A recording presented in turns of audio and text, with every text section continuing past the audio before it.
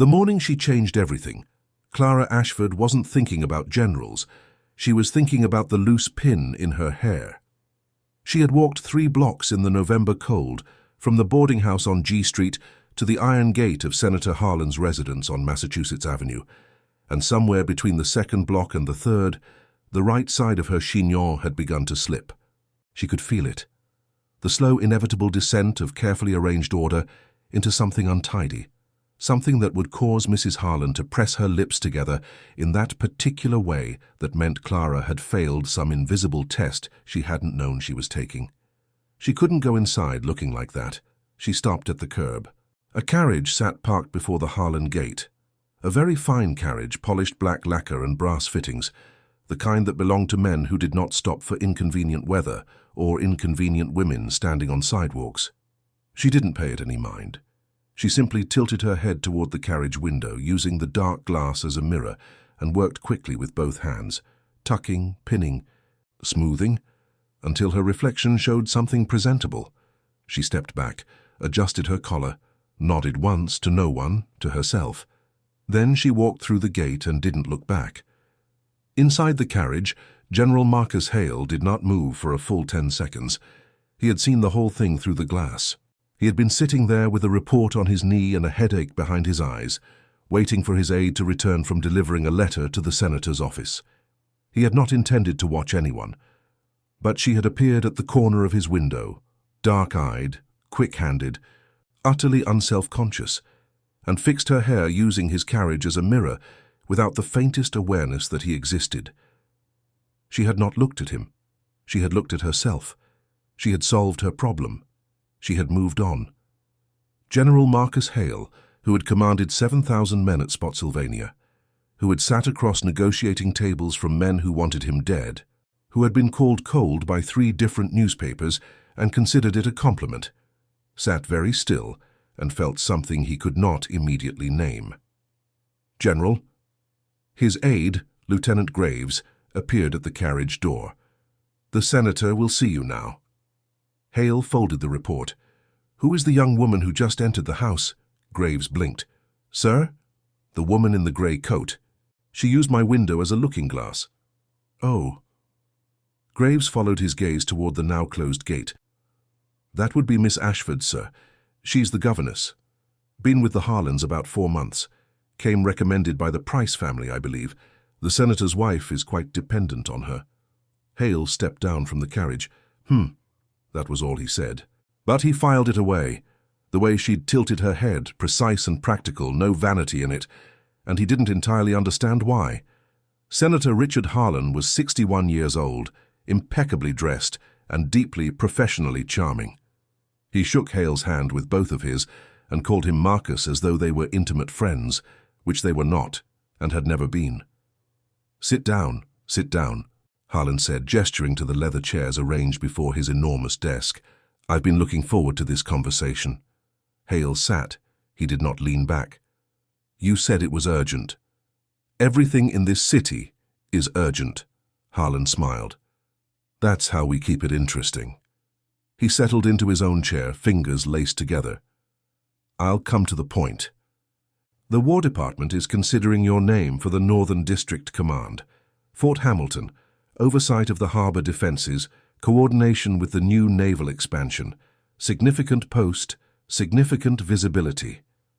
"I'm aware of the post." "Good." Harland's smile didn't waver. "I want to support your appointment, Marcus. I want to speak strongly on your behalf before the committee. But I need to know that my support will be reciprocated." Hale looked at the man steadily. "What does that mean in practical terms?" "The Transcontinental Land Survey. I have investors with interests in certain parcels in the Montana Territory. There's a routing question. Whether the Army survey marks the northern or southern corridor as primary. The northern corridor is more defensible, I'm told." Harland tilted his head. "But the southern corridor is more valuable to certain parties." The room was very quiet. "You're asking me to influence an Army survey toward private land speculation," Hale said. "I'm asking you to consider the strategic merits of both options very carefully," Harland said pleasantly. Hale stood. "My assessment will be based on military necessity. Nothing else. Harland's pleasantness didn't crack, but something behind it shifted. I hope you'll reconsider your position, Marcus. It would be a shame if certain aspects of your record, the Bellenden inquiry, for example, resurfaced at an inconvenient moment. Hale buttoned his coat. Good day, Senator. He left. He did not slam the door. There was no need. But as he descended the front steps into the November cold, his mind was already cataloguing the problem. The Bellenden inquiry had been resolved, but Harland clearly had access to sealed documents, or at least claimed to. A man like that didn't make idle threats. He was 3 steps from his carriage when he heard her voice. Thomas, you cannot bring that mud inside. Remove your boots at the step. No, both of them. He turned. She stood in the doorway of the side entrance, the grey coat gone now, wearing a plain dress the colour of winter sky. She was speaking to a boy of perhaps 8, who was engaged in a passionate argument about the necessity of his boots. She listened to the argument with a straight face, and a patience that was clearly not infinite. Your case, she said, when the boy finished, is well made and entirely irrelevant. Boots off. The boy pulled off his boots with theatrical suffering. She pointed inside. He went. She picked up the boots with one hand, set them neatly at the step, and then looked up. She saw Hale. Something crossed her face. A quick recalibration. The adjustment of someone who has learned that strangers in wealthy households usually require careful management. Not fear, not flattery, just assessment. Forgive me, she said neutrally. I didn't realize anyone was still on the steps. My carriage, he said, and gestured toward it. Her eyes moved to the carriage, back to him, and he watched the moment she understood that the carriage she'd used as a mirror had not been empty, that someone had been sitting inside, watching her fix her hair. A faint color rose at her throat. Not her cheeks, her throat. I see, she said. You used it as a looking glass, he said. I didn't object. You were inside it. Yes. She held his gaze for exactly 1 beat longer than most people did. Then she said very composedly, I apologize for the inconvenience, sir, turned, and went back inside. He stood on the steps for a moment, then he got in the carriage and told Graves to drive. Clara did not think about the general for the rest of that day. She thought about him that evening, in the small room she occupied at the back of the Harland house, which was warm enough and quiet enough and entirely separate from any life she'd had before her father's financial collapse 3 years ago. She sat at the small desk, writing a letter to her younger sister in Philadelphia, the sister whose schooling Clara's salary was paying for, and she thought about the man on the steps. He had not looked at her the way most men in that household looked at her. Senator Harland looked at her like a piece of useful furniture. His son, Theodore, looked at her like a problem he hadn't solved yet. The household staff looked at her with the specific wariness of people who didn't know which social tier she occupied. This man had looked at her directly, without agenda, almost with curiosity. She had not recognized him at the time, but at dinner, which she took with the children, not the family, the housemaid had mentioned that Senator Harland had received General Hale that morning, and Clara had placed the name immediately. Everyone in Washington knew the name, Marcus Hale, decorated commander of the Potomac campaign's 3rd phase, the man whose strategic pivot at Fredericksburg Junction had arguably shortened the war by months, though the newspapers gave that credit to men with better political connections. He'd spent the post-war years in Frontier Command, Arizona Territory, then Kansas, and had recently returned to the capital for reasons the newspapers described as administrative. He was said to be cold. He was said to be brilliant. He was said to have no interest in Washington society. She had used his carriage as a mirror. Clara pressed her pen to the page and resumed writing. The eldest Harland child is improving in her reading, she wrote. The boy remains a challenge, but not an uncharming one. She did not write, I met a general today and he looked at me as though he was actually seeing a person. She knew better than to attach significance to such things. She saw him again 11 days later. The Harlands were hosting a reception, a midwinter gathering of the political and military establishment, the kind of event Clara was expected to manage the children through and then disappear from. She was good at disappearing. She had become an expert in it. She was in the upstairs hallway, settling the children for the night while the reception hummed below, when she heard raised voices through the floor. Not the pleasant social kind, but the low, controlled kind that meant something serious was being negotiated. She recognized Harland's voice. She recognized after a moment a second voice that was quieter and somehow more present. She was not eavesdropping. She was walking down the hall. "Understand that my patience has limits, General. I understand that clearly. My answer, however, has not changed." She stopped. She could not help it. "You are making a mistake," Harland's voice said. "A man in your position cannot afford enemies." "A man in my position," came the reply, "cannot afford to mistake compromise for strategy." Clara moved away from the landing. Downstairs, someone laughed too loudly, the way people laugh at parties to cover the sound of something uncomfortable. She went back to the children's rooms and did not allow herself to think about what she'd heard. But she thought about it later. The encounter she had not planned for came in the Harland library on a Thursday afternoon in December. She had brought Thomas there to return a book the boy had borrowed without asking. She believed in having him make his own restitutions, and had expected the room to be empty at that hour. It was not. General Hale stood at the far window, reading a document. He had clearly come early for some appointment or used the room between meetings. He looked up when they entered. Thomas, who was 8 and therefore fearless, said, "Are you a soldier?" "Thomas," Clara said. "He has a uniform," Thomas said, in the tones of someone citing evidence. "I have," Hale said.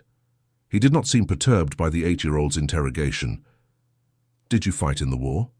"I did." "Did you kill anyone?" "Thomas." Clara stepped forward. "Return the book to the 3rd shelf, middle section, and wait for me in the hall." Thomas appeared to weigh whether this was negotiable. He decided it wasn't. He went. Clara turned back to find Hale watching her with something that was not quite amusement, but lived in the same neighborhood. "He's 8, she said. "He has not yet learned which questions to leave unasked." "Most adults have the same questions," Hale said. "They've simply been trained to hide them." She went to the shelf to verify that Thomas had shelved the book correctly. He had not. She adjusted it. "Miss Ashford," Hale said, behind her. She turned. "You overheard the conversation at the reception." She paused. There was no point in denying what he already knew. Part of it. "The senator is not a man who forgives opposition easily." "I'm aware of that," she said. "I also have no interest in whatever disagreement exists between the two of you." "No," he studied her, "but I suspect you understand it.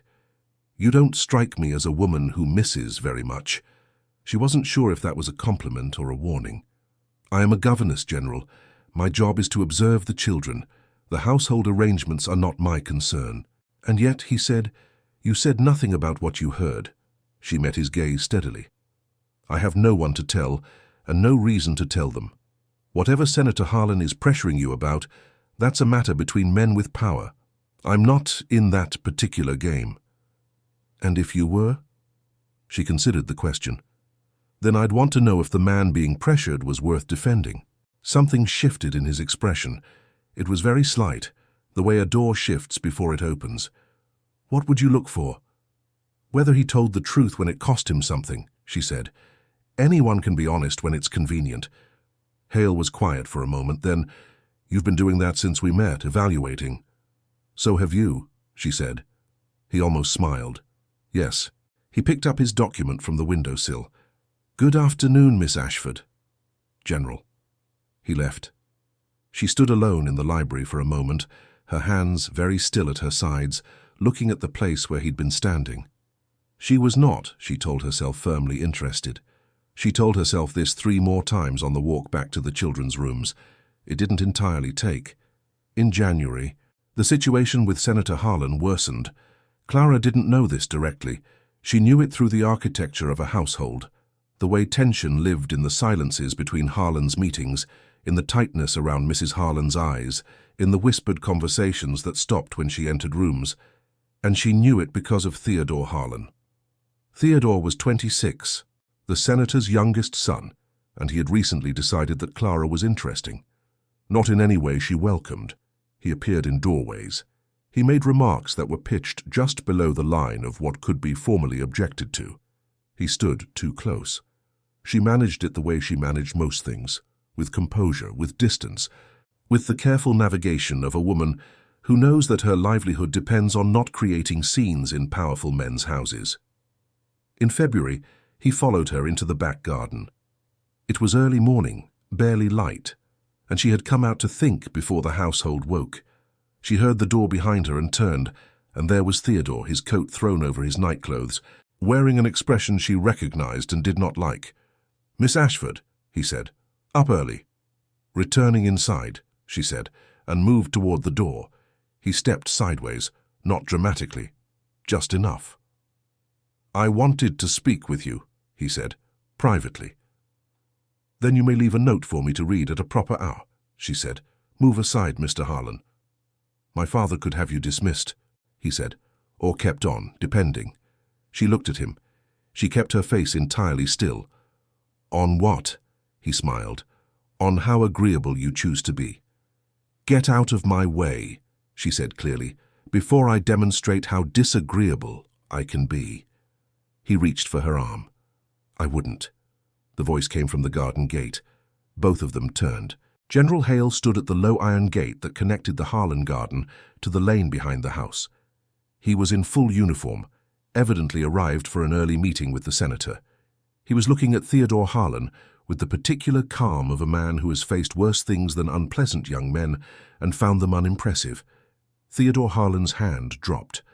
"General Hale," Theodore managed. "I didn't—" "No," Hale said. He looked at Clara. "Miss Ashford, are you injured?" "No," she said. "Good."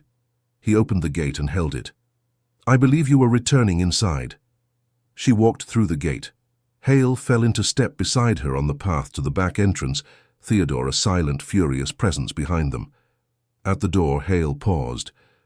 "You'll be all right?" he said quietly. She looked up at him. There was something in his expression she hadn't seen there before, not quite anger, but something braced against it. "Yes," she said. "Thank you." He nodded once. He went to his meeting with the senator. She went upstairs and sat on the edge of her bed for a long moment with her hands in her lap, feeling something she refused to name, and then she got up and began her day. 3 days later, she received a note. It was not from him. It was from a woman named Mrs. Eliza Prentice, whose name Clara knew, wife of Hale's former adjutant, now a well-regarded figure in Washington society. The note was brief and pleasant. Mrs. Prentice had heard that Clara had excellent qualifications as a governess and educator, and she happened to be looking for someone to work with her 2 daughters in a long-term position. Would Miss Ashford be available to meet? Clara read the note twice. She was not foolish. She understood what it was. She sat for a long time at her small desk. She thought about her sister's schooling. She thought about the morning in the garden. She thought about Theodore Harland's smile and his father's calculating pleasantness, and the way Hale had said, "Are you injured?" in that quiet, direct way, like the answer actually mattered. She wrote back to Mrs. Prentice and agreed to meet. She told the Harlands she was resigning at the end of March. Mrs. Harland was genuinely upset. The senator received the news with a flatness that Clara did not like, but was not surprised by. Theodore said nothing. He had not spoken to her directly since the morning in the garden. Her last day was a Tuesday. She said goodbye to the children, who accepted it with the particular stoicism of children who have been left before. She collected her things. She carried her own trunk to the front hall and waited for the cab she'd arranged. She did not expect to see Hale, but he was there, on the front steps, as he had been that first day, this time without a carriage, on foot, apparently having just arrived. He stopped when he saw her in the trunk. "You're leaving now," he said. "Today." She looked at him steadily. "Mrs. Prentice offered me a position." Something moved behind his eyes. "She's a good woman." "Yes." Clara hesitated. Then she said, because she was not in the habit of leaving things unsaid when they mattered, "Thank you for the introduction, I assume." He didn't deny it. He looked at her for a moment with an expression she could not entirely read, contained as he always was, but with something underneath it that had the texture of something important. I needed to know you were not still in that house, he said. She held his gaze. Why? He was quiet for long enough that she thought he might not answer. Then, because I've been thinking about you since November, since you fixed your hair in my carriage window and walked away without looking back. The street was cold. A horse clattered past on the cobblestones. Somewhere down the block, a vendor called something about coal. Clara said very carefully, "That's not a small thing to say." "No," he agreed. "I don't say small things when I know what I mean." She studied him, this controlled, complicated man who had refused a senator's corruption and arranged her escape from a bad situation, and was now standing on a cold street in February, saying the truest thing she'd heard in years. "I don't know you," she said. "Not enough." "No," he said again, "you don't." That would need to change. Something in his bearing shifted. It was very slight, like a soldier at parade rest settling into a more human posture. "I'm aware." Her cab arrived at the curb. She looked at it, then back at him. "Mrs. Prentice hosts a dinner the first Friday of each month," she said. "I'm told it's an open gathering." He said nothing, but he held her gaze with an intensity that was its own kind of answer. She picked up her smaller bag. "Good day, General." "Miss Ashford." She got in the cab. She did not look back. She stared straight ahead as the cab pulled away, and she allowed herself to breathe. He came to the dinner. He came the first Friday, and the second, and the third. He sat across from her at the long table in Mrs. Prentice's warm dining room, among politicians and officers and their wives, and the interesting miscellany that always gathered in the house of a woman who genuinely enjoyed conversation. He did not sit beside her. He did not single her out. He was simply there, participating in the table talk with the dry precision she'd come to recognize, and occasionally, not always, his gaze found hers across the room with the exact quality of "I came here for a reason." They talked, not alone at first, in groups at the table, in the drawing room after dinner. She learned that he was from Ohio, that he had 2 nephews he was apparently devoted to, that he read extensively and had opinions about Reconstruction policy that were more nuanced than the newspapers suggested, that he was capable of humor, spare, very dry, and that he deployed it rarely enough that it landed hard when it came. He learned that she had studied at a female seminary before her father's collapse, that she had a talent for mathematics that had nowhere useful to go in the social landscape of 1878, that she was not bitter about this, merely matter of fact, that she had a precision in argument that she'd trained herself to keep carefully leashed in professional settings, and that it emerged with some force when she was comfortable enough to let it. She became comfortable with him faster than she intended. In April, Mrs. Prentice contrived to leave them in the garden together, in what Clara recognized as the gentle matchmaking of a woman who had made up her mind about something. She did not object. She sat on the garden bench in the mild spring evening and looked at the man across from her. "The senator's survey influence campaign failed," she said. It had been in the newspapers 2 weeks ago. The land survey routing had been assigned to a committee that didn't include Harland's allies. "Yes," Hale said. "He'll look for something else to use against you." "Probably." He sat beside her on the bench, close but not crowding. "Are you asking if I'm worried?" "I'm asking if you're protected." He looked at her, and something in his expression was different from any expression she'd seen there before, something unguarded, almost surprised. "Most people ask me if I'm concerned about my career." "That's a different question." "Yes." He was quiet a moment. "I have allies. The Bellenden inquiry he threatened me with was a dead issue 3 years ago. He was bluffing. He has other tools. But none of them are clean, and using them would cost him more than it costs me. You've mapped it out." "I map everything out. It's a habit." She smiled. She didn't plan to, but she did, and she saw him see it. "You don't do that often," he said. "What?" "Smile fully. You have a very controlled expression." "Professional requirement," she said. 7 years of managing other people's households. You shouldn't have to manage it here." She looked at him. The garden was quiet around them, the city murmuring at its edges. "Marcus," she said, his name for the first time, and she watched him go very still. "What is it that you actually want, in plain language?" He looked at her for a long moment. He had the stillness of a man who was used to measuring what he said before he said it. But then he said, "You, completely, in whatever way you're willing to allow." The evening light was turning gold around them. Somewhere in the house behind them, someone was playing the piano. Clara said, "That's a plain answer. You asked for one." "I did." She folded her hands in her lap and thought carefully. "I need to know that my work matters to me. My own mind, my own occupation. I know that. I need to know that a man's career and reputation wouldn't become a cage I'm required to sit in." "I wouldn't put you in one," he said. "I've watched you too carefully for too long to think that would leave either of us with anything worth having." She breathed. "We don't know each other well enough yet." "No," he agreed. "We don't. I'm not asking for everything tonight. I'm asking you to let me keep learning you, and to let me mean something to you if that becomes the true thing." She turned to look at him fully. The cold, precise general that Washington feared.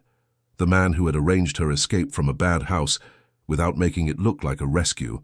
The man who was sitting on a garden bench in April saying the truest, most careful things she'd ever been told. "All right," she said. It was not a grand declaration. It was better than that. He nodded. He reached across the space between them and took her hand. Not dramatically, not possessively, simply placed his hand over hers on the bench between them. She turned her palm up and let her fingers rest in his.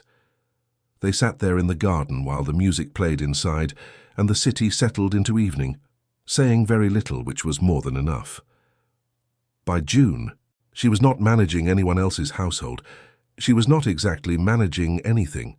She was teaching private tutorials in mathematics and literature, 3 mornings a week, for the daughters of Mrs. Prentice and 2 other families. It was not a great income, but it was hers, and it was enough when combined with the savings she had been quietly accumulating. Her sister had been admitted to a teaching college. Clara had wept in private over that letter. She had told Marcus about it. He had said simply, "Good. She takes after her sister," and she had had to look away from him to keep her face from doing something unreasonable. The Harland situation resolved itself in the way that such situations do when powerful men run short of leverage. The senator did not destroy Marcus's appointment. The committee confirmed it without Harland's support, which told everyone in Washington something about the relative weight of Harland's influence when it met the actual merits of the case. Harland turned his attention to other battles. He was, as Marcus had assessed, pragmatic. Theodore left for a posting in Europe that Clara suspected was not entirely his own idea.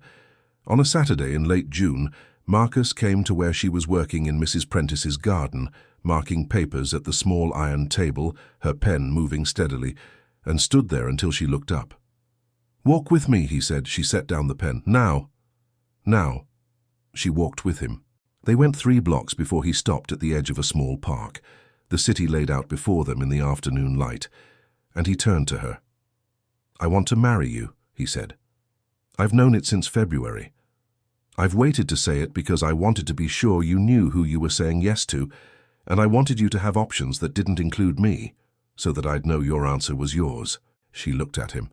The general, the man, the steady, controlled presence that had become the most comfortable thing in her world without her entirely noticing how. "Did you know," she said, "that I thought about you every day after the morning in the garden, after what you said in the library?" "No," he said. Something moved in his eyes. "Tell me." "You were the first person in years who spoke to me like I had a working mind," she said. "That's not a small thing either." He stepped closer. "No, it isn't." "Yes," she said. He stopped. "Yes, what?" "Yes, Marcus. I'll marry you." He reached up and cupped her face in both hands, careful like something he'd been holding back for a long time, and kissed her, there in the afternoon park, while the city went about its noisy, indifferent business around them. She put her hands over his and held them there. They married in September, quietly, in the church where Mrs. Prentice worshipped. It was not a large wedding. Washington society observed it with the particular mix of surprise and retrospective inevitability that attends any pairing that makes complete sense once you see it. Senator Harland sent a gift. Marcus looked at it for a long moment, then said it could go to charity, and Clara agreed with him completely. She kept her tutorials. She did not stop working. She simply worked differently, with more room, with a large house that was also finally a home, with a husband who read in the chair across from her and occasionally looked up to say something precise and true that made her set down her own book to consider it. Her sister came to visit at Christmas and cornered Marcus in the library with questions about military strategy that lasted 2 hours. He answered all of them without condescension and emerged looking, Clara thought, almost satisfied. "She argues well," he said. "It runs in the family," Clara said. He looked at her with that expression she'd catalogued over the months, that door, slightly open, that she'd never seen him show anyone else. "Yes," he said, "it does." Outside, the December snow was falling on Washington, on the broad avenues and the political rooftops and the carriage lanes, where it had all begun, with a young woman fixing her hair in a black lacquered window, solving a small problem, walking away without looking back. He had looked back enough for both of them, and somewhere in the arithmetic of all the things neither of them had planned, that had been more than enough to build something real.